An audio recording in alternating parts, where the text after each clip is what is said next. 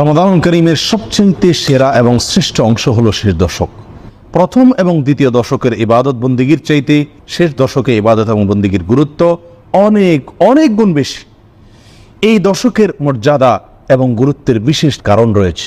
তার প্রথম কারণ হলো রমজানের শেষ দশকেই নবী করিম সাল্লাল্লাহু আলাইহি সাল্লামের প্রতি আল্লাহ সুবহানাহু ওয়া তাআলা কোরআন নাযিল করেছিলেন, যে কোরআন মুসলিম উম্মাহর প্রতি আল্লাহ সুবহানাহু ওয়া তাআলার সবচেয়ে বড় অনুগ্রহসমূহের অন্যতম। সেই কোরআন আমরা পেয়েছি এই দশকে। দ্বিতীয়ত, এই দশকেই আল্লাহ সুবহানাহু ওয়া তাআলা লাইলাতুল কদর রেখেছেন, যে লাইলাতুল কদর হাজার মাস ইবাদতের চাইতে শ্রেষ্ঠ এবং উত্তম। যেই লাইলাতুল কদর প্রসঙ্গে আল্লাহ সুবহানাহু ওয়া তাআলা কোরআনে কারীমে একাধিক জায়গায় আলোচনা করেছেন, যে সম্পর্কে আল্লাহ তাআলা একটি সূরা নাযিল করেছিলেন। সারা বছরের শ্রেষ্ঠতম রজনী এই লাইলাতুল কদর আল্লাহ সুবহানাহু ওয়া তাআলা রেখেছেন এই দশকেই।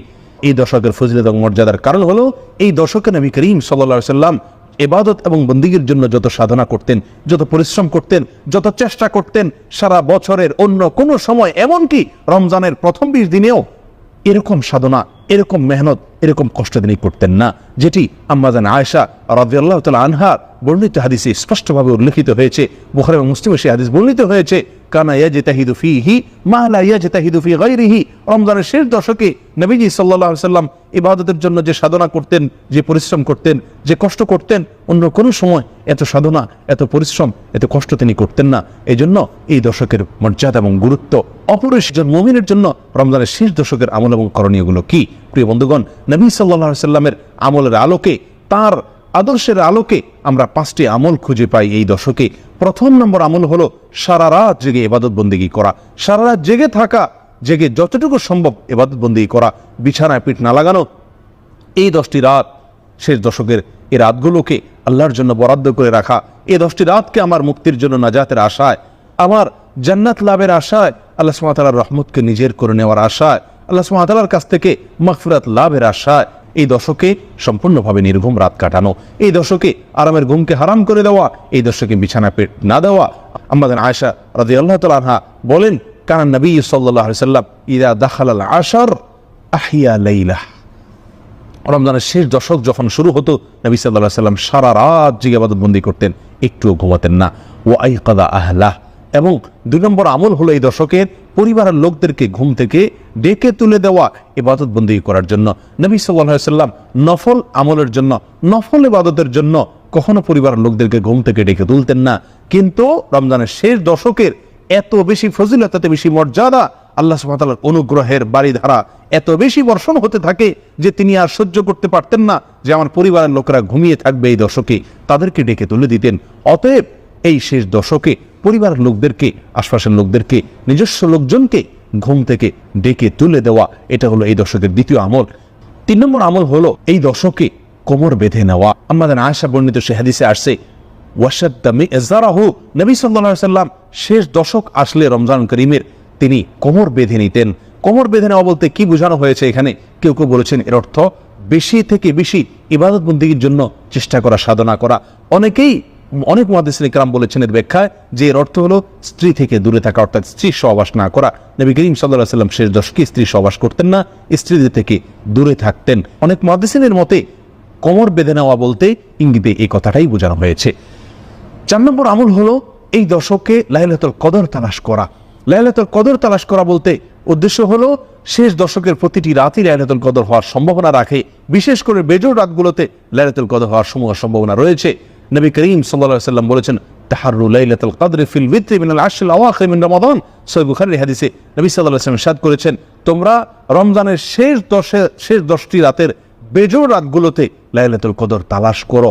এই লাইলাতুল কদর তালাশ করা বলতে উদ্দেশ্য হলো শেষ 10টি রাতের প্রতিটি রাতে, বিশেষভাবে বেজোড় রাতগুলোতে ইবাদত বন্দেগী করা, বেশি থেকে বেশি, এই আশায় যে আমার এই রাতটি যদি সারা রাত ইবাদত বন্দেগীতে কাটাতে পারি, তাহলে এই রাতটি যদি লাইলাতুল কদর হয়ে থাকে, কোনটি লাইলাতুল কদর আমি নিশ্চিত জানি না, আল্লাহ সুবহানাহু ওয়া তাআলা এটি আমাদের জন্য উজ্জ্বল রেখেছেন। তাহলে এই রাতটি যদি আমার লাইলাতুল কদরের ইবাদত হয়ে যায়, লাইলাতুল কদরে আমার ইবাদত হয়ে যায়, তাহলে সেই ইবাদতটি হাজার মাস ইবাদত করার চেয়ে শ্রেষ্ঠতম ইবাদত হবে, মর্যাদার ইবাদত হবে।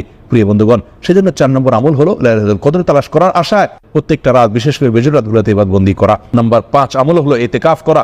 রমজানের শেষ দশকে দুনিয়ার সমস্ত কিছু থেকে বিচ্ছিন্ন হয়ে, সব কিছু ত্যাগ করে মসজিদে এসে, আল্লাহর দরবারে এসে একান্তে নিজে ইবাদত বন্দেগী করতে থাকা। এটি নবী সাল্লাল্লাহু আলাইহি সাল্লামের আজীবনের আমল ছিল। বুখারীর হাদিসে আসছে, আম্মা জান আয়েশা রাদিয়াল্লাহু তাআলা আনহা বলেন, কারণ নবী সাল্লাল্লাহু আলাইহি সাল্লাম ইয়াতাকিফু আল আশরুল আওয়াখির মিন রমাদান হাত্তা তাওয়াফাহুল্লাহ। নবী সাল্লাল্লাহু আলাইহি সাল্লাম রমজানের শেষ দশক আসলে মসজিদে ইতিকাফ করতেন। সারা জীবন মৃত্যু পর্যন্ত তিনি আমলটি করে গিয়েছেন। একটি বছরও তিনি এই আমলটি ছাড়েননি তার জীবদ্দশায়। রমজানের রোজা ফরজ হওয়ার পর থেকে প্রিয় বন্ধুগণ, যে আমলটি নবী করিম সাল্লাল্লাহু আলাইহি সাল্লামের জীবনে একবারও ছুটেনি, কোনো বছরও ছুটেনি, আমরা আজ মুসলিম সমাজের বেশিরভাগ লোক আমাদের অবস্থা হলো সে আমলটি আমাদের জীবনে হয়তো একবারও হয়নি। কত জঘন্য বৈপরীত্য নবী সাল্লাল্লাহু আলাইহি সাল্লামের আমলের সঙ্গে। প্রিয় বন্ধুগণ, আসুন এই জন্য এই আমলটির গুরুত্বকে অনুধাবন করি। এটি আমাদের সমাজ থেকে সম্পূর্ণভাবে বিলুপ্ত হয়ে যাওয়া আমলসমূহের মধ্যে থেকে একটি। আমাদের সমাজের সবচেয়ে অবহেলিত আমলগুলোর মধ্যে একটি হলো এই ইতিকাফ। এটিকে পুনর্জীবিত করার চেষ্টা করি, এই ইতিকাফকে প্রতিষ্ঠিত করার চেষ্টা করি। জীবনের 10টা দিন আল্লাহর ঘরে এসে বসে পড়ি এবং আল্লাহর করুণা তালাশ করার চেষ্টা করি। আল্লাহ তাআলা আমাদের সকলকে তৌফিক দান করুন। আবারও বলছি, এই শেষ দশকের 1 নম্বর আমল হল সারা রাত জেগে থাকা ইবাদত বন্দেগীর আশায়। নাম্বার 2, পরিবারের লোকদেরকে ঘুম থেকে ডেকে তোলা।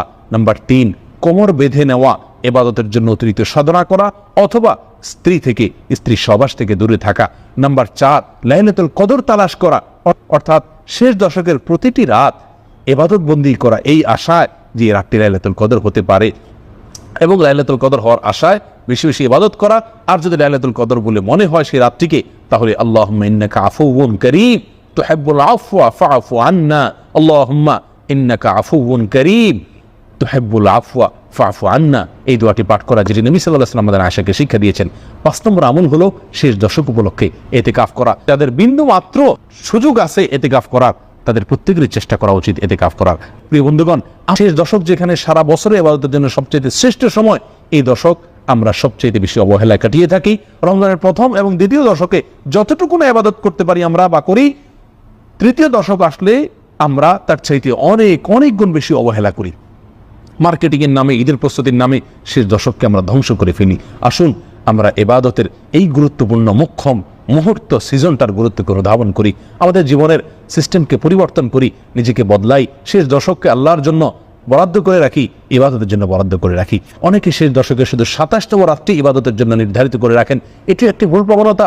যদিও সূরা আবু দাউদের বিশুদ্ধ সূত্রে বর্ণিত হাদিসের আলোকে রমজানুল কারীমের 27তম রজনীতে লাইলাতুল কদর হওয়ার সম্ভাবনা রয়েছে বা ইঙ্গিত পাওয়া যায়, তবুও বেশিরভাগ বিশুদ্ধ হাদিসে নবী সাল্লাল্লাহু আলাইহি ওয়াসাল্লাম আমাদেরকে উৎসাহ দিয়েছেন রমজানের শেষ দশকের প্রতিটি রাত, বিশেষ করে বিজয় রাতগুলোতে ইবাদত বন্দেগী করা, লাইলাতুল কদর পাওয়ার আশা। বিধায় শুধুমাত্র লাইলাতুল কদরের আশায় 27তম রজনীতে ইবাদত বন্দেগী করে আর বাকি রাতগুলোকে অবহেলায়, অলসতায় বা অন্যান্য দুনিয়াবী কাজে মগ্ন থেকে ডুবে থেকে কাটানো, এটা একজন মুমিনের জন্য আদর্শ হতে পারে না। শেষ দশকের সবচাইতে গুরুত্বপূর্ণ লক্ষণীয় বিষয় হলো ইতিকাফের বিলুপ্ত আমলটিকে জীবিত করার চেষ্টা করা। যে আমলের গুরুত্ব আমাদের সমাজ থেকে একেবারেই বিদায় নিয়ে গেছে, আমরা যে আমলের গুরুত্ব বুঝি না বললেই চলে, সেটিকে পুনরায় সমাজে জীবিত করার চেষ্টা করা। সর্বশেষ যে বিষয়টি বলবো সেটি হলো, অনেকেই মনে করেন রমজানের শেষ দশকে ওমরা করার বিশেষ ফজিলত রয়েছে। কোনো হাদিস দ্বারা রমজানের শেষ দশকে ওমরা করার স্পেশাল কোনো ফজিলত নাই। গোটা রমজান মাসেই ওমরার বিষয়ে নবী সাল্লাল্লাহু আলাইহি ওয়াসাল্লাম বলেছেন, উমরাতুন ফি রমাদান তা'দিলু হাজ্জাতান মাই, আমার সঙ্গে হজ করার সমতুল্য সওয়াব হলো রমজানে ওমরা করা। কিন্তু এখানে শেষ দশকে ওমরা করলে বিশেষ কোনো মর্যাদা আছে এরকম কিছু না, বরং শেষ দশকে একান্তে আল্লাহর জন্য ইবাদত বন্দেগীতে কাটানো উচিত। যদি কেউ মসজিদুল হারামে অথবা মদিনা মসজিদে নববীতে গিয়ে এই দশকে ইবাদত বন্দেগী করতে পারে, ইতিকাফ করতে পারে, সেটা সবচাইতে ভালো সময়, সোহাগা। কিন্তু শুধুমাত্র ওমরার নামে বিশেষ করে সৌদি প্রবাসী ভাইদেরকে দেখা যায় যে অনেকেই এই দশকে ওমরার জন্য ভিড় করেন, সবচেয়ে বেশি ভিড় করে থাকেন এই দশকে আসতে এবং যাইতে। এই দশকের 2টি রাত প্রায় তারা নষ্ট করে ফেলেন, ইবাদত বন্দেগী করতে পারেন না। এটি ভুল ধারণা। বরং এই দশকে আমাদের বেশি থেকে বেশি একান্তে ইবাদত বন্দেগীতে কাটানো উচিত, কোনো সফরে বা পথে নয়, সেটা মক্কায় হোক আর নিজের বাসায় হোক। আল্লাহ সুবহানাহু ওয়া তাআলা আমাদের সকলকে এই দশকের গুরুত্ব অনুধাবন করে এটাকে আমলে আনার চেষ্টা করার তৌফিক দান করেন। এই দশক হবে আমার বছরের সবচেয়ে শ্রেষ্ঠ ইবাদতের দশক, নেক আমলের সবচেয়ে সেরা দশক, আল্লাহর কাছে যাওয়ার সবচেয়ে সেরা দশক।